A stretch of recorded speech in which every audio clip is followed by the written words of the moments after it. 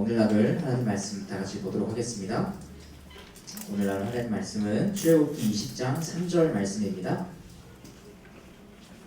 출애굽기 20장 3절 말씀 한 절 말씀 오늘 함께 나누도록 하겠습니다. 출애굽기 20장 3절 저희 다 같이 한 목소리로 함께 읽도록 하겠습니다. 시작. 너는 나 외에는 다른 신들을 내게 두지 말라.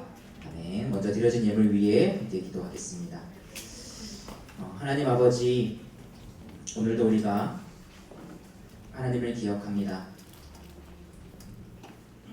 뿐만 아니라 하나님 앞에 섭니다.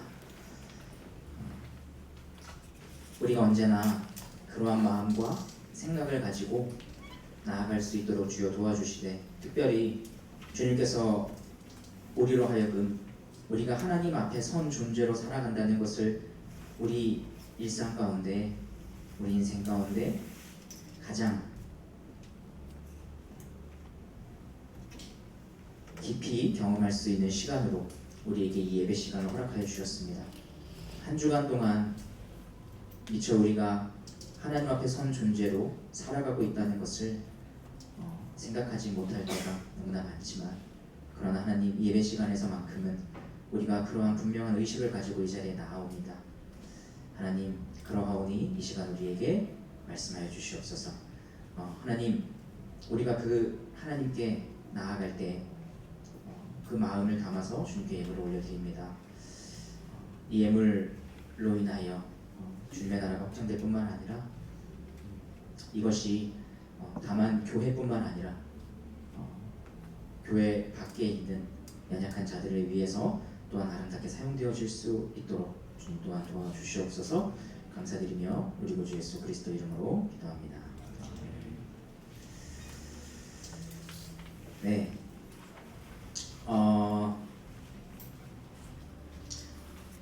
지금으로부터 한 12년 전인 2008년에 한 영화가 개봉했습니다. 담고 있는 주제가 좀 독특하기 때문에, 또 당시에 저는 군복무 중이었는데 부대에서 작은 소극장을 대관해서 단체로 볼 수 있게 해 주었던 영화라서 지금도 좀 기억에 남아있는 것 같습니다. 지금은 고인이 되신 배우 김주혁 씨와 또 배우 손예진 씨가 주연을 맡은, 혹시 보신 분도 계실지 모르겠어요. 영화 아내가 결혼했다 입니다. 영화의 내용은 제목이 모든 것을 알려주듯이 간단합니다. 남자 주인공과 결혼을 한 여자 주인공이 또 다른 남자와 결혼을 한 겁니다. 평생 한 사람만 사랑할 자신은 없을 뿐만 아니라 사랑하는 사람들을 사랑하며 살고 싶다는 것이 이 여자 주인공의 가치관이었기 때문입니다. 그러다 보니 이 영화에서는 후반부로 갈수록 자연스럽게 그 이중 결혼을 한 아내를 둔 남편의 복잡한 심리가 잘 묘사되어 있는 것을 볼 수 있습니다. 이 영화에 대한 평점과 리뷰를 보면 꽤 다양한 견해가 있습니다. 그 중에서 누군가는 참 획기적인 주제를 다룬 영화인 것 같다라고 말하기도 합니다. 그런데 오히려 우리는 이 주제가 조금은 낯설지 않아요. 왜냐하면 수천 년 전에 기록된 성경 속에서 우리는 이와 아주 비슷한 내용을 자주 접하게 되기 때문입니다. 왜냐하면 성경은 하나님, 그리고 하나님과 언약을 맺은 이스라엘 백성들의 관계를 표현하는 여러 가지 표상 중에 결혼 제도도 사용하시기 때문입니다. 여러 가지가 있죠. 왕과 백성과의 관계, 또 뭔가 더 있어요. 제가 갑자기 기억이 안 나는데 몇 가지가 더 있고요. 그리고 이 결혼 관계도 있습니다. 하나님은 스스로 자신이 남편 되었다고 말씀하시고, 그런 하나님과 사랑으로 언약을 맺은 이스라엘 백성들을 향해 너는 나의 신부다, 그렇게 부르십니다. 그렇다면 도대체 이들이라고 하니까 좀 이상하네요. 저도 분명 이들 안에 포함되어 있는데 언제 결혼식을 한 걸까요? 이와 같은 관점에서 오늘 본문이 포함된 장면인 이 신의 산 언약을 생각해 보시기 바랍니다. 그렇습니다. 하나님과 이스라엘 백성이 시내 산에서 언약을 맺는 이 장면은 일종의 결혼식이라고 생각할 수 있습니다. 이 결혼식에서 남편 된 하나님은 신부로 부른 이스라엘 백성들과 언약을 맺으면서 제일 먼저 이것을 요구하셨습니다. 오늘 본문 20장 3절 다시 한번 저희 다 같이 읽어볼까요? 시작. 너는 나 외에는 다른 신들을 내게 두지 말라. 가장 먼저 나 외에는 이라는 말씀의 의미를 좀 살펴보자 합니다. 이 단어는 히브리어로 엘파나이, 직역하면 내 앞에 라는 뜻입니다. 그러니까 너는 내 앞에 다른 신들을 내게 두지 말라 라고 하신 것이죠. 그렇다면 나 외에 또는 내 앞에 다른 신들을 두지 말라는 이 말씀은 무슨 의미일까? 웨스트민스터 대유문답 106문답은 이렇게 설명을 해주고 있습니다. 제1계명에 있는 나 외에 라는 말씀에서 우리가 특별히 무슨 가르침을 받습니까? 그리고 여기에 이렇게 답을 하죠. 제1계명에 있는 나 외에 또는 내 앞에 라는 말씀은 만물을 보고 계신 하나님께서 다른 어떤 신을 두는 죄를 특별히 주목하시고 불쾌하게 여기신다는 것을 가르칩니다. 그래서 이것은 이러한 죄를 범하지 못하게 하며 가장 무례한 도발 행위로서 부담을 주며 또한 우리가 주를 섬기는 일에 무엇을 하든지 주의 목전에서 하도록 설득해 줍니다. 설득해 준다는 표현이 조금 독특하죠. 우리를 좀 더 인격적으로 대해 주신다는 것 같지 않습니까?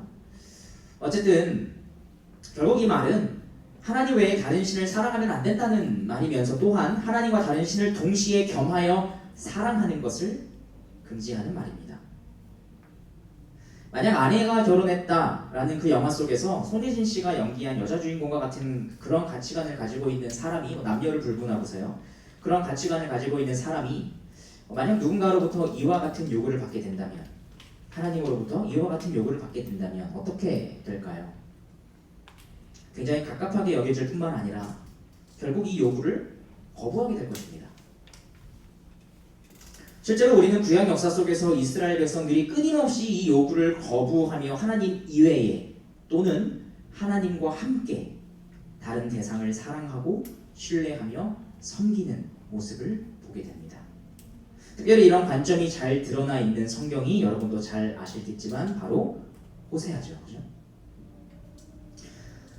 하지만 그럼에도 우리가 주목해야 할 것은 적어도 오늘 본문이 포함된 이 시내산 언약을 맺는 장면에서는 신부된 이스라엘 백성들이 하나님께서 요구하신 이 계명을 뿐만 아니라 이 계명 외에 그 모든 계명을 다 순종하겠다고 그들이 적극적으로 받아들였다는 것입니다. 그래서 출애굽기 24장 3절은 이렇게 기록하고 있습니다. 모세가 와서 여호와의 모든 말씀과 그의 모든 율례를 백성에게 전하매 그들이 한 소리로 응답하여 이르되 여호와께서 말씀하신 모든 것을 우리가 준행하리이다. 어떻게 이때 당시에 하나님께서 요구하신 말씀들을 향해 그것은 내 자유를 억압하는 것입니다 라거나 그건 너무 독선적인 거 아닙니까? 라고 말하며 거부하지 않고 흔쾌히 우리가 모든 것을 준행하겠습니다 라고 말할 수 있었던 걸까요? 그 이유가 오늘 본문 바로 앞절인 20장 2절에 나옵니다. 하나님은 이스라엘 백성들에게 순종을 요구하시기에 앞서서 먼저 이렇게 말씀하십니다. 나는 너를 애굽 땅 종되었던 집에서 인도하여 낸 네 하나님 여호와니라. 무슨 말입니까? 이스라엘 백성들에게 하나님이라는 분은 자신들을 종되었던 애굽 땅에서 해방시켜 주신 선한 존재, 그러니까 신뢰할 수 있는 그런 존재였습니다. 즉 하나님에 대한 이러한 인식과 믿음 그리고 신뢰가 계명에 대한 자연스러운 순종으로 이끌어준 것이죠. 이를 통해 우리는 요구된 순종의 내용이 무엇이냐 하는 것에 앞서서 순종을 요구하는 대상을 우리가 어떻게 인식하고 있느냐 하는 것이 더욱 중요하다는 것을 발견하게 됩니다. 예를 들면 이런 겁니다. 내가 사랑하는 사람이 나에게 손을 달라고 요구한다면, 네 손을 줘라고 요구한다면 얼마든지 내 손을 줄 마음이 들 것입니다. 아니 사실 손을 달라고 요구하기 전부터 내가 먼저 그 사람의 손을 덥석 잡고 싶은 마음이 들 것입니다. 내가 사랑하는 대상이라면 말이죠. 하지만 전혀 모르는 사람이라거나 더 나아가서 내가 악하다고 여기는 사람이라면 설령 앞선 것과 똑같은 톤과 똑같은 어조로 네 손을 줘 라고 요구한다고 해서 덥석 손을 주고 싶겠습니까? 손을 주긴커녕 아예 그 자리를 피해서 달아나고 싶어질 것입니다. 이와 같은 맥락에서 하나님은 하나님 외에 또는 하나님과 겸하여 다른 대상들을 사랑하고 의지한 이스라엘 백성들을 향해 이렇게 말씀하신 것입니다. 이건 이제 오늘 본문으로부터 아주 후대의 일입니다. 호세아 4장 1절에서부터 2절입니다. 이제 이스라엘 백성들이 수차례 그 하나님을 떠난 이후에 하나님이 이렇게 말씀하신 거죠. 이스라엘 자손들아 여호와의 말씀을 들으라. 여호와께서 이 땅 주민과 논쟁하시나니 이 땅에는 진실도 없고 인애도 없고 하나님을 아는 지식도 없고 오직 저주와 속임과 살인과 도둑질과 간음뿐이요 포악하여 피가 피를 뒤이음이라. 좀 주목해 보시면 하나님을 아는 지식이 없어요. 그래서 그것이 어디로 이끌었냐면 속임, 거짓말하지 말라라는 계명과 연결되죠.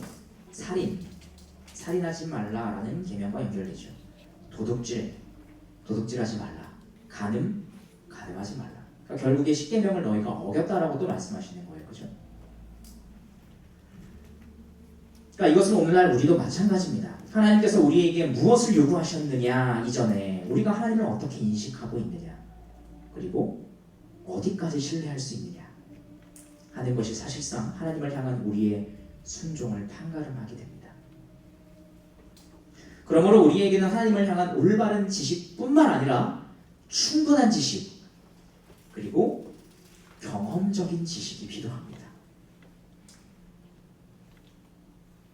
만약 우리가 올바르고 충분한 지식 위에서 하나님을 진실로 선한 분으로 그리고 의지할 만한 분으로 그래서 사랑의 대상으로 여기게 되는 경험을 하게 된다면, 두 개 다 중요하죠. 아는 것과 경험하는 것 모두가 다 중요합니다. 그렇게 된다면 우리는 그런 하나님이 우리에게 요구하신 것도 결국 우리의 유익을 위해서 주신 것이라고 받아들이게 됩니다. 이것이 우리가 십계명을 바라볼 때 가장 전제되어야 되는 것, 가장 선행되어야 하는 것입니다. 뿐만 아니라 실제로 무제한적인 자유보다는 오히려 절제된 자유가 우리에게 더 큰 유익을 준다는 것을 우리는 일상생활에서도 많이 경험하게 됩니다. 마치 건강을 위해 식단 조절을 하는 것과 같이 말입니다.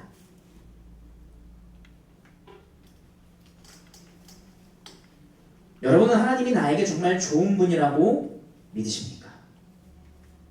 그래서 여러분의 유익을 위해 무제한적인 자유를 주실 수 있음에도 불구하고 오히려 그것이 더 좋지 않은 것이라는 것을 먼저 아시고 적절한 제한을 두셨다고 믿으십니까?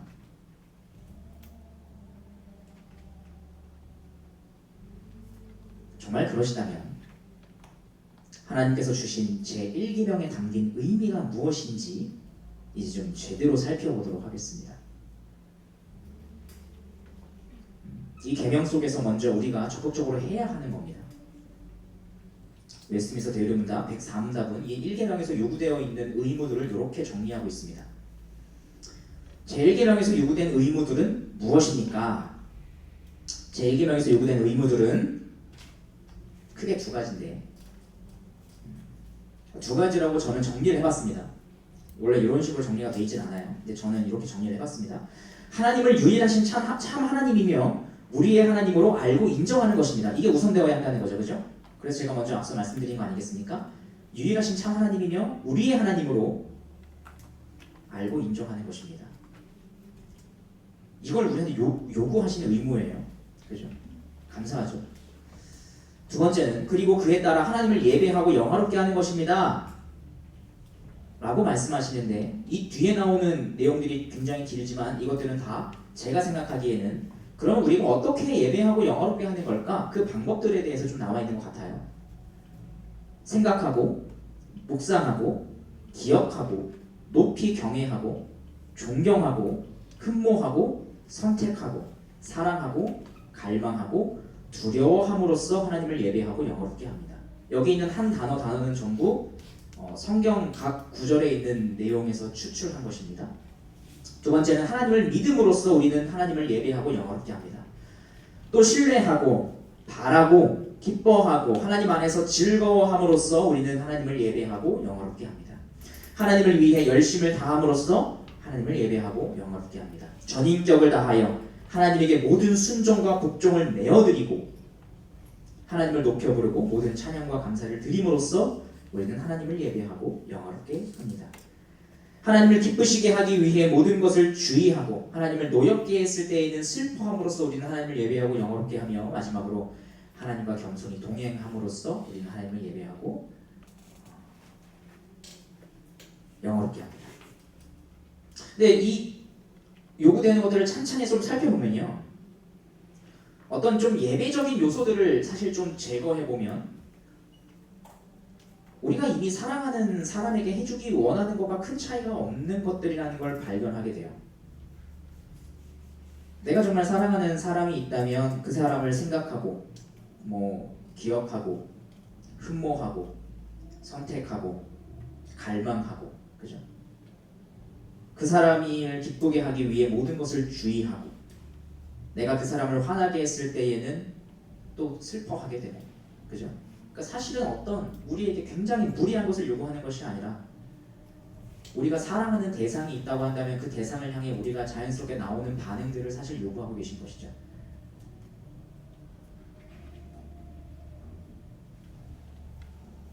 그리고 이어서 우리가 이제는 제1계명에서 금지된 죄들은 무엇입니까? 제1계명에서 금지된 죄들은 하나님을 부인하거나 섬기지 않는 무신론, 참되신 하나님과 함께 또는 하나님 대신에 여러 신들을 두거나 예배하는 우상 숭배, 하나님을 하나님으로 그리고 우리의 하나님으로 섬기거나 고백하지 않는 것.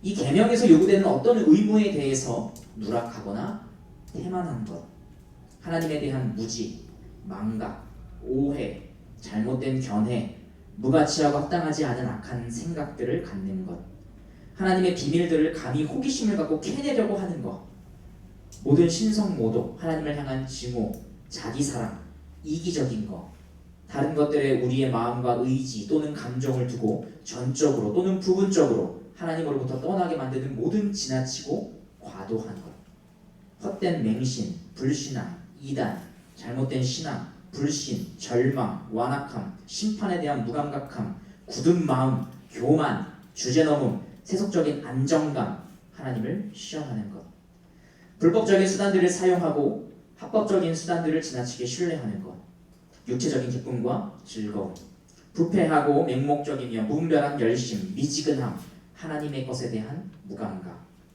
우리 스스로 하나님으로부터 멀어져서 배교하는 것, 성인들, 천사들 또는 어떤 다른 피조물에게 기도하거나 종교적인 예배를 드리는 것, 마귀와 맺는 모든 계약들, 그와 의논하며 그의 제안에 귀 기울이는 것, 사람을 우리의 신앙과 양심의 주인으로 만드는 것, 하나님과 그분의 명령들을 경멸하고 무시하는 것, 하나님의 영을 거역하고 근심케 하고 하나님의 베품에 불만과 조바심을 내며 우리에게 영향을 주는 악한 것들에 대해 어리석게 하나님을 비난하는 것, 우리에게 있거나 가지거나 할 수 있는 좋은 어떤 것들에 대한 칭송을 행운이나 우상이나 우리 자신이나 다른 어떤 피조물에게 돌리는 것입니다.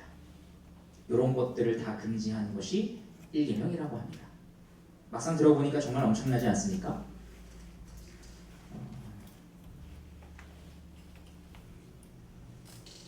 이것은 완전하신 하나님으로부터 주어진 것이기 때문에 그 하나님의 완전하심이라는 속성을 따라서 우리에게도 완전함에 이르는 것을 추구하고 바라시기 때문에 이와 같이 엄청난 내용들을 담고 있는 것입니다. 따라서 우리는 완전한 계명을 대할 때 두 가지 마음을 품어야 할 것입니다. 첫째는 내가 거룩하니 너희도 거룩할지니이다. 라는 말씀을 기억하면서 이 계명이 요구하고 금지하는 것에 이르기를 지향하는 겁니다. 우리가 아마 이 땅을 살아가는 동안에 이것을 완벽하게 지키는 날은 오지 않을 것이지만, 하지만 그렇다 하더라도 우리는 이러한 삶을 지향하며 나아가는 것이죠. 둘째는, 그럼에도 완전한 순종에 이르지 못하는 자신을 끊임없이 발견하며 회개의 자리로 나아가 그곳에서 하나님의 긍휼하심을 다시금 구하는 것입니다. 이 두 가지는 앞으로 우리가 나눌 모든 계명에도 다 적용되는 것입니다. 자, 지금까지 계명을 주신 분에 대한 인식이 먼저 중요하다는 것, 그리고 그것에 이어서 계명 그 자체의 내용에 대해서 좀 알아봤습니다. 이제 이어서 그럼 이 제1계명이 요구하는 것과 금지하는 것이 정말 우리에게 유익한가? 정말로 우리에게 유익한가? 이것에 대해서 좀 살펴보도록 하겠습니다. 순서를 바꿔서 이번에는 금지하는 것을 좀 먼저 보도록 하죠. 제1계명에서 금지하는 것을 사실 간단히 말하면 결국에는 우상숭배 금지예요. 다 모아보면 말이죠. 방금 살펴본 이 대요리문답은 이 우상숭배 금지라고 하는 것을 성경 각 본문들이 어떻게 어떤 상황에서 어떤 식으로 설명하고 있는지 길게 풀어서 우리에게 알려주고 설명하고 있는 것입니다. 좀 더 구체적으로 말이죠. 성경에서 언급된 이 우상이란 기본적으로는 여러분도 잘 알고 계시듯이 다른 신을 의미합니다. 뭐 바알, 성경에는 그죠? 바알, 아세라, 뭐 몰로 그런 것처럼 뭐 타 종교의 신을 말하는 거 아니겠습니까? 그런데 성경은 사실 이것만이 곧 우상이라고 말씀하지 않고 탐욕, 명예, 권력, 돈, 외모, 그리고 자기 사랑 같은 것들도 우상이 될 수 있다고 말씀합니다. 아니 오히려 이 후자에 언급된 것들이 종교를 빌미로 신을 섬기게, 정확히 말하면 신과 거래하게 만든다라고 말씀합니다. 탐욕이 우리의 우상이 되었을 때, 명예가 우리의 우상이 되었을 때 우리는 그것을 종교라는 것을 빌미로 신과 거래하는 거죠. 그런 관계가 되어버리는 모든 것을 다 우상이라고 말합니다. 그러니까 내 인생이 1순위로 추구하는 것, 그래서 나에게 힘을 주거나 아니면 살아가는 의미를 부여해 준다고 내가 여기는 그 어떤 무엇이 바로 성경에서 말씀하고 있는 우상이에요. 정확히 정해진 건 없지만 여러분 각자에게 다 다를 수도 있겠죠. 여러분이 처한 상황에 따라서 말입니다. 그리고 이런 의미에서 교만함과 열등감은 이 우상 숭배라고 하는 동일한 근원이 양극단으로 드러나는 반응이라고 할 수 있습니다. 왜냐하면 교만함이라는 것은 나에게 힘을 주거나 아니면 살아가는 의미를 부여해 준다고 여기는 그 어떤 것을 내가 이미 충분히 가지고 있다는 마음에서 비롯되는 것이 교만함이기 때문이고, 반대로 열등감이라 하는 것은 그것을 내가 지금 가지고 있지 못하다는 마음에서 비롯되는 것이기 때문이에요. 이처럼 단지 그것을 가지고 있느냐 가지고 있지 못하느냐에 대한 차이일 뿐이지 지향하는 삶의 가치는 동일하다는 측면에서 교만함과 열등감은 사실 동일한 근원을 가진 양극단의 반응입니다. 아마도 이미 꽤 오랜 시간 사회생활을 하면서 수많은 사람들을 만나보신 여러분이라면 깊은 교만함에 빠진 사람이나 깊은 열등감에 빠진 사람이 주변 사람들 뿐만 아니라 사실은 자기 자신도 진정으로 사랑하지 못하고 있으며 이로 인해 많은 갈등이 생긴다는 것을 수없이 겪어보셨을 것입니다. 우리 스스로도 이런 일을 정말 많이 겪어왔죠. 죄로 오염된 인간의 마음은 끊임없이 우상을 만들어내는 공장입니다. 자기가 만들어낸 그 우상에게 종으로 지배당합니다. 우리도 이전에는 우상에게 지배당하며 살아가는 그런 인생이었습니다. 그것이 나를 지배하고 있다는 것이라는 인식조차 하지 못하는 상태였습니다. 하나님은 그런 우리를 우상으로부터 해방시켜 주셨습니다. 그래야 하나님뿐만 아니라 주변 사람들 그리고 나 자신을 진심으로 사랑할 수 있도록 변화시켜 주셨습니다. 이것이 나는 너를 애굽 땅 종되었던 집에서 인도하여 낸 네 하나님 여호와니라 라는 말씀에 담긴 의미입니다. 하지만 그럼에도 우리는 마치 애굽에서의 생활이 더 좋았다고 말하면서 다시 그곳으로 돌아가게 해달라고 요구했던 그 이스라엘 백성들과 같이 여전히 우리 마음에 남아있는 그 죄의 잔재로 인해 또다시 우상을 만들어내고 또다시 그것에 지배를 당하곤 합니다. 어떻게 보면 그것이 바로 사사기라고 볼 수 있겠죠. 그래서 하나님은 우리에게 우상 숭배를 금지하는 계명을 이렇게 구체적으로 명시해 주신 것입니다. 결국 우리의 자유를 위한 유익을 위해서 말입니다. 더 나아가 하나님은 다른 신들을 두지 말라고 금지하셨을 뿐만 아니라 오직 하나님만을 섬기라라고 말씀하셨습니다. 하나님께서 이와 같은 의무를 요구하셨다는 것은 우리를 우상의 그 지배에서 벗어나게 해주실 뿐만 아니라 그 우상의 자리를 영원히 그리고 완전히 치워줄 수 있는 분이 되어주시겠다는 약속이기도 합니다. 이것은 또 무슨 의미일까요? 지난주에 우리는 시내산과 호렙산이 사실 동일한 곳을 가리키는 서로 다른 지명이라는 것을 좀 살펴보았습니다. 출애굽기 3장에서 모세에게 처음 나타나셨던 하나님께서는 출애굽한 이스라엘 백성들을 그곳으로 다시 이끄셨고 그곳에서 시내산 언약을 맺으셨습니다. 따라서 우리는 출애굽기 3장에서 앞서 모세에게 나타나셨던 그 하나님이 어떤 분으로 모세에게 나타나셨는지 그리고 모세를 통해 우리에게 자기 자신을 계시하고 계신지 좀 자세히 살펴보아야 합니다. 모세는 자신 앞에 나타나신 하나님을 향해 이름을 물어보았습니다. 당신의 이름이 무엇입니까? 하나님께서 당신이 나를 이스라엘 백성들에게 보내시는데 그 백성이 나를 보낸 자가 누구냐고 물어보면 누가 나를 보냈다고 내가 말해야 됩니까? 당신의 이름이 무엇입니까? 그러자 하나님은 모세에게 이름 대신 다음과 같은 답변을 해주셨습니다. 출애굽기 3장 14절 말씀 다 같이 한번 읽어볼까요? 자, 시작. 하나님이 모세에게 이르시되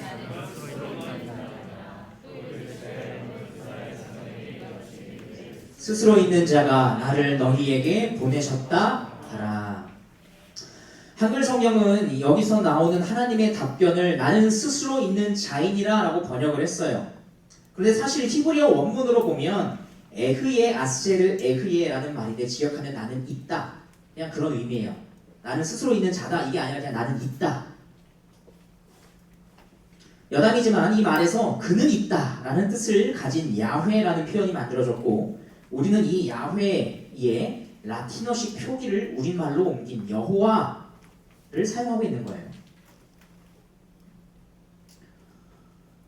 어쨌든 나는 있다 라는 표현을 조금 다르게 표현하면 또 이렇게 말해볼 수 있을 것 같습니다. 나는 존재다. 나는 존재한다.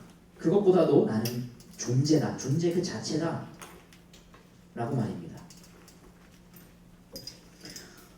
그렇다면 하나님은 왜 이름을 묻는 모세에게 자신의 이름이 아니라 나는 존재다 라고 답변해 주신 것일까요?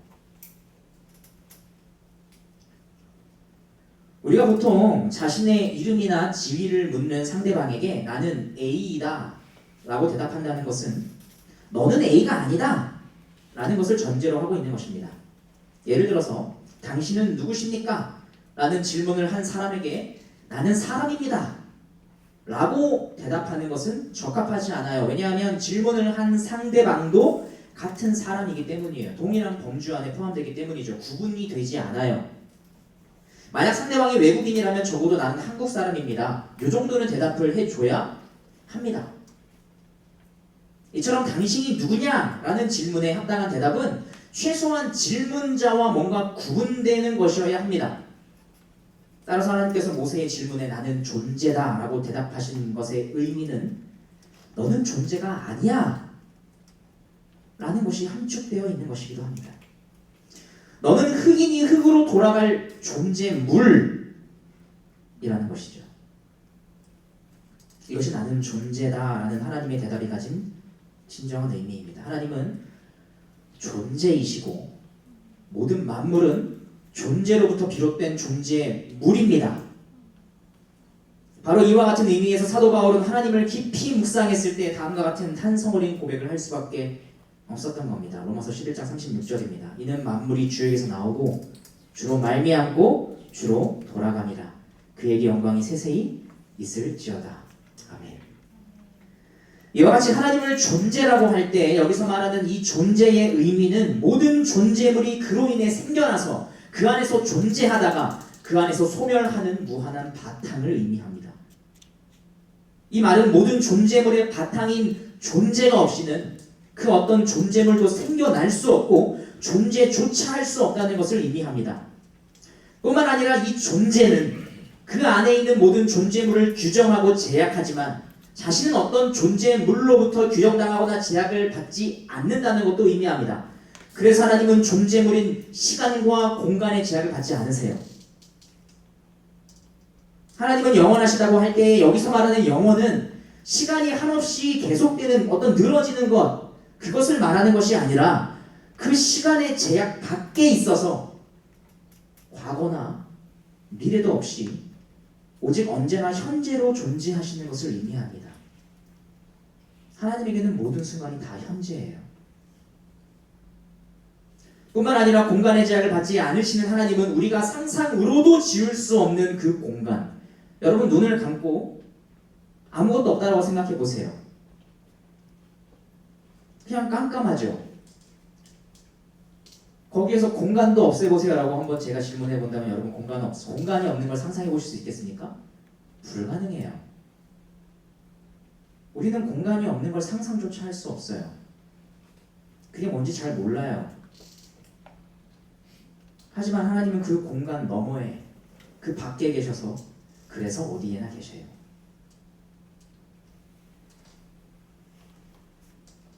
이와 같은 의미에서 시편에 기록된 유일한 모세의 노래 시편 90편은 이렇게 기록하고 있습니다. 90편 2절부터 4절입니다. 산이 생기기 전 땅과 세계도 주께서 조성하시기 전 시간도 공간도 없었던 때를 말하는 거죠. 곧 영원부터 영원까지 주는 하나님이시니이다. 주께서 사람을 티끌로 돌아가게 하시고 말씀하시기를 너희 인생들은 돌아가라 하셨사오니 주의 목전에는 천년이 지나간 어제 같으며 밤의 한순간 같을 뿐임이니이다. 그런데 이처럼 시간과 공간이라는 그 존재물이 존재할 수 있는 바탕으로서 시간과 공간의 제약 밖에 존재하시는 하나님이 시간과 공간 안에서 자기 백성과 언약을 맺으시고 사랑을 나누시며 함께 하시기를 기뻐하셨습니다. 지금도 기뻐하고 계십니다.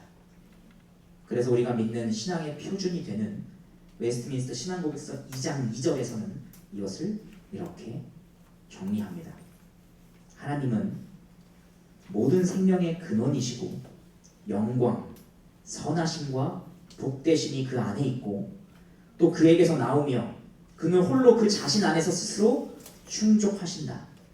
따라서 그의 지으신 피조물들에게서 유익을 거두시는 것이 아니며 우리가 하나님을 경배한다 그래서 하나님의 어떤 결핍이 채워지는 게 아니라는 말이죠. 하나님은 스스로 충족하시는 분이시기 때문에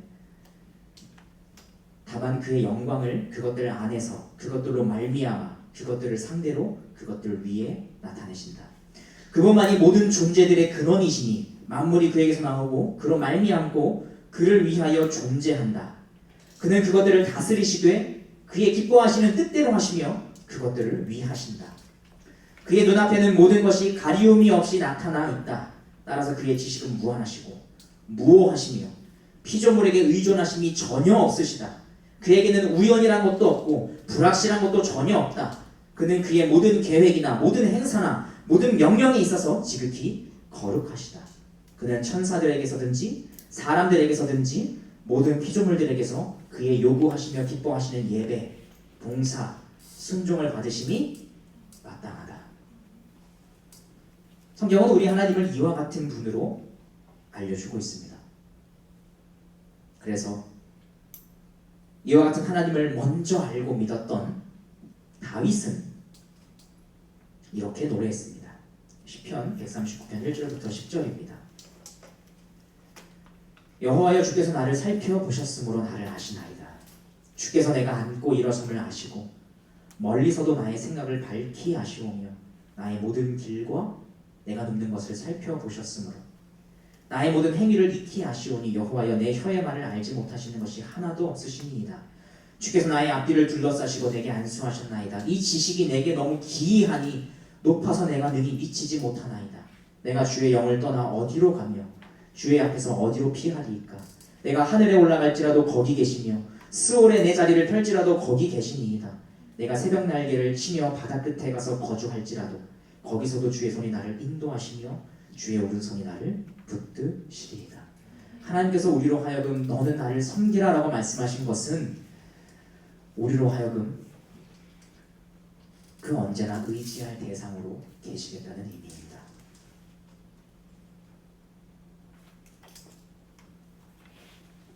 결론적으로 제1계명은 만물을 자기 안에서 생성하시고 또한 자신의 선한 뜻대로 이끌어 가시는 그 하나님께서 그의 피조물인 인간에게 하나님이 아닌 다른 그 어떤 것들을 신으로 믿고 따라 파멸의 길에 가는 것을 원천적으로 막아주시고 오직 하나님만을 믿고 따르며 우리가 의지할 대상이 이 세상 가운데 있을 뿐만 아니라 그 하나님이 어떤 분이신지 알게 하기 위하여 우리에게 주신 계명입니다. 구약의 이스라엘 백성들에게는 출애굽 사건이 이 계명에 대한 순종으로 이끌어 주었다면 우리에게는 하나님 영광의 본체이시나 우리와 함께 하시고자 직접 시간과 공간의 제약 속으로 들어오셔서 십자가를 지시고 부활하신 예수 그리스도의 인격과 사역이 우리를 순종으로 이끌어줍니다. 우리는 성경에서 창조주 하나님을 먼저 보게 되지만 구속주 하나님이신 예수님을 만나고 성령 하나님에 의해 그분을 의지하게 될 때에 비로소 우리는 창조주 하나님을 믿게 됩니다. 중보자 예수 그리스도는 우리가 하나님께 나아갈 수 있는 유일한 통로입니다. 따라서 우리는 말씀과 기도를 통해 그리스도를 깊이 묵상하고 그분을 생각함으로 사랑하게 될 때에 이 계명을 지키고 싶어지고 더 나아가 우리 안에 거하셔서 우리의 굳은 마음을 부드럽게 하시는 성령 하나님을 통해 이 계명을 지킬 수 있게 됩니다. 이끄시고 능력을 주십니다. 이러한 모든 과정을 통해 우리의 유익을 위한 제한된 자유, 곧 하나님께서 주신 계명에 순종하며 나아가는 여기 모인 이천영도 한 사람 한 사람 되시기를 주님의 이름으로 축복합니다. 함께 찬양하고 함께 기도하는 시간 갖도록 하겠습니다.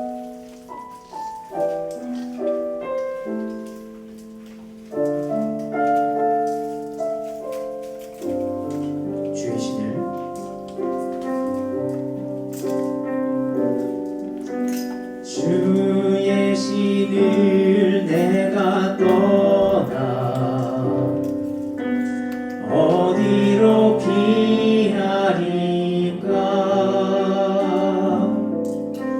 주는 모든 것 아시오니 어디로 다니리까.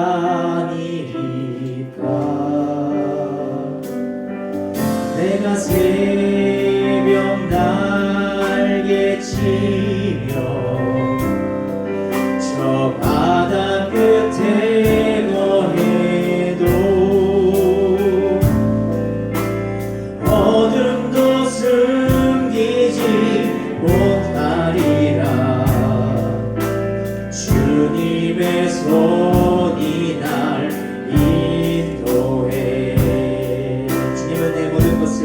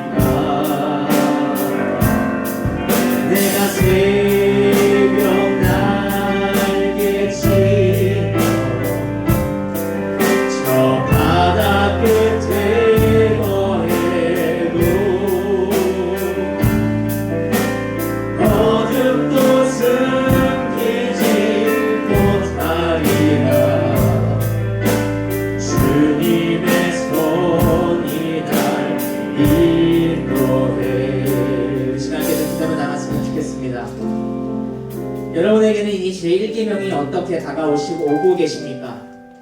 혹시라도 아직 여전히 왜 하나님만을 섬겨야 한다고 말씀하시는지 의구심이 들고 계시지는 않으십니까? 그것이 정말 나에게 유익이 되는 것인지 잘 모르겠다는 생각이 들고 계시지는 않으십니까? 만약 그러한 분이 계시다고 한다면 그리스도 앞으로 나아가시기 바랍니다. 여러분이 그리스도 앞에 나아가셔서 그분께서 시간과 공간의 제약을 뚫고 들어오셔서 여러분을 위하여 무슨 일을 행하시는지 여러분이 그것을 깊이 묵상할 뿐만 아니라 그것이 믿어지고 그것이 바로 여러분을 위한 사건이었다고 그렇게 여기지게 된다면 그러면 여러분은 제1계명이 조금은 다르게 다가올 것입니다. 하나님은 우리에게 제한된 자유를 허락하셨습니다. 무제한적인 자유가 우리에게 유익하지 않다는 것을 누구보다 잘 알고 계시기 때문입니다.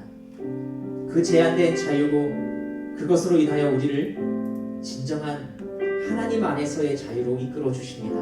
하나님은 우리와 더욱더 사랑하자고 우리를 이끌어 주실 뿐만 아니라 계속해서 여전히 마음속에서 우상을 만들어내고 있는, 그래서 그 우상으로부터 지배를 당하고 교만함과 열등감 사이에서 어찌할까 모르는 그런 우리를 다시금 그것으로부터 해방시켜 주시고자 우리로 하여금 우상을 섬기지 말라고 금해 주셨습니다. 여러분에게 하나님은 어떤 분이십니까? 여러분은 하나님을 어떤 분으로 알고 계시고 믿고 계십니까?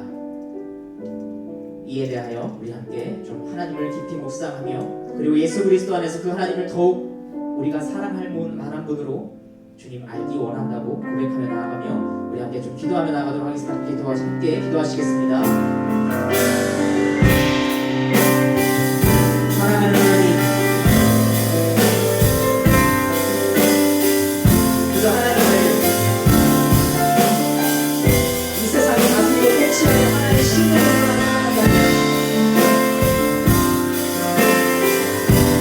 다른 신뢰를 섬기지 말고 오직 나만을 섬기라고 말하니 너의 능력도, 너의 명예도, 너의 권력도, 너의 외모도, 너를 너 자신만을 사랑하는 인정하지 말고 의지하지 말고 그것을 믿지 말고 그것에 지배당하지 말고 나 자신만을 섬기라고 말씀하시는 그 하나님의 명령을 의뢰하게 될 것입니다. 하나님 아버지, 우리가 예수 그리스도 안에서 하나님을 의지하게 된다면 하나님이 우리에게 어떤 분이신지 우리가 제대로 알게 되고 또한 그것을 겪게 된다고 한다면 사실 우리 하나님께서 나 자신만을 섬기라고 말씀하시기 이전에 우리가 먼저 자발적으로 하나님을 섬기고 싶다고, 하나님께 나의 사랑을 드리고 싶다고, 내 마음속으로 설정한 사랑을 말미암아 나의 모든 삶을 드리기 원한다고 인간적으로 고백하며 하나님 앞으로 나아갈 것입니다. 하나님 아버지, 우리를 언제나 하나님을 믿어주시옵소서. 아버지 하나님, 재앙의 자유이지만 오히려 하나님 안에서 가장 진노와 사랑의 자유를 이끌어주시는 감사합니다. 오히려 하나님 안에서 우리에게 주신 그 재앙의 영역 안에서 우리가 안심하며 우리는 안심할 수 있습니다. 하나님 아버지, 우리가 그런 것을 기억하면서 오늘도 내가 정확히 원한다고 고백하니 하나님만 열심히 할 뿐만 아니라 하나님을 향해 가지고 있던 모든 오해를 벗어버리고 아버지 하나님 헛된 열심, 맹심, 불신, 불신함, 이시남 아버지 하나님 내가 나를 지배하고 만들어주는 것이야. 다시 한번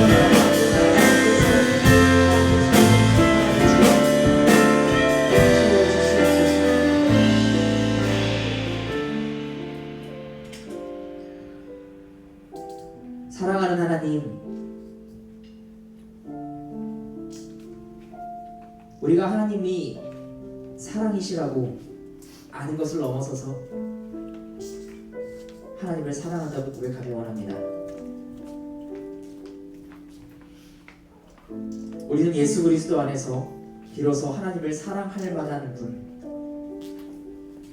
그런 분으로 발견하게 되고 마침내 하나님을 사랑하게 됩니다. 하나님, 그리하여 그 사랑 안에서 하나님께서 주신 이 계명을 우리가 부당하다 여기지 않고 오히려 하나님께서 요구하시기 이전에 내가 먼저 하나님께 드리고 싶은 그 사랑의 행동이 될 수 있도록 주여 도와주시옵소서.